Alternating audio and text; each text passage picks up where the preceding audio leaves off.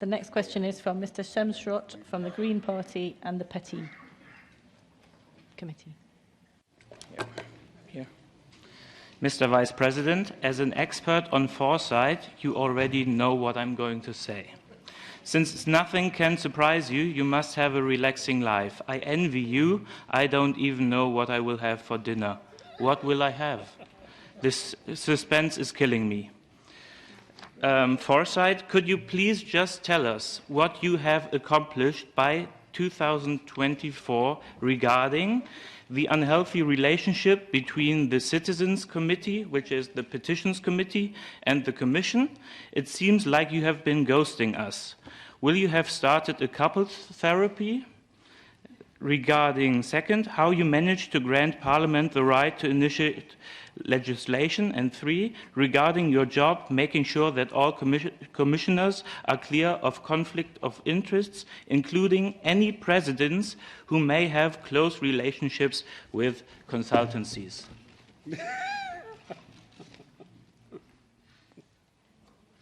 Thank you very much, Mr. Semsrott, for this question. You're right. When I got the portfolio for foresight, it's true that some of my colleagues have been asking me if I can now tell them what would be the next lotto numbers. And I can tell you that I do not have that power, and that foresight really is not about the crystal ball. It's about making sure that we would use the best scientific advice in looking where the Europe could be, should be, or want to be it in 2030 or 2040, or how to get to what is so important for this House, to the climate neutrality by 2050. And then I think that science can give us very good advice. Will we get there if we would continue with the current policies? Probably not. Will we get there if we improve our efforts a little bit? Probably not either. So what we have to do that actually that preferred scenario would become reality, and how we would evolve from that goal, all the necessary steps in the economic sphere, in legislation, in regulatory areas, so actually we can not only dream, but build the better future for all of us. That's foresight, and therefore I think we need to discuss it here in the European Parliament, how we are going to not only present the future, but work on it, and which means and through which megatrends we want to get there. So that, I believe, should be our common goal. And where we will be with Petty and Commission, I don't think we would need a couple therapy, because usually when you have problems in a couple, the problem is communication. And I can assure you that I will talk to the Petty Committee as often as you would like me to be there, and I would encourage my colleagues from the Commission to do the same and to answer citizens' proper questions. And on right of initiative, I think I already elaborated, and I think that the Juri Committee proved today that if it comes to the conflict of interest, you are pretty tough, and you do not hesitate to use your powers. So I'm not afraid of that at all.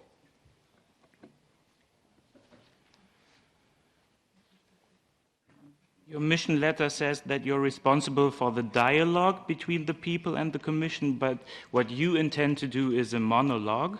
So if you want people to care about what Europe is doing, you have to give them a say in what Europe is doing. To borrow from the consultancy speak that shapes your worldview, there is a huge human capital to be unleashed. And there are Europeans who know more than you, who care more than you, who are more creative than you, and who would do your work for less money. Looking back into your crystal ball, what exactly did you do to give them power? I think that together we did a lot.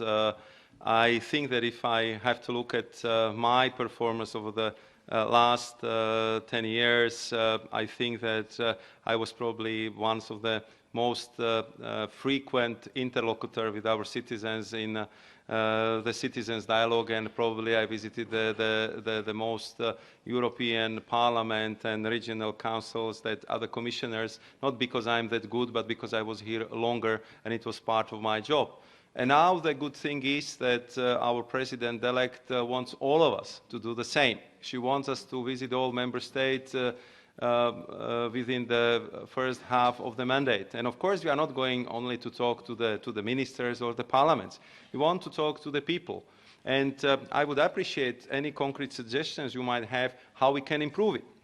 We are consulting the people through the platform Have Your Say. I know that it's not ideal.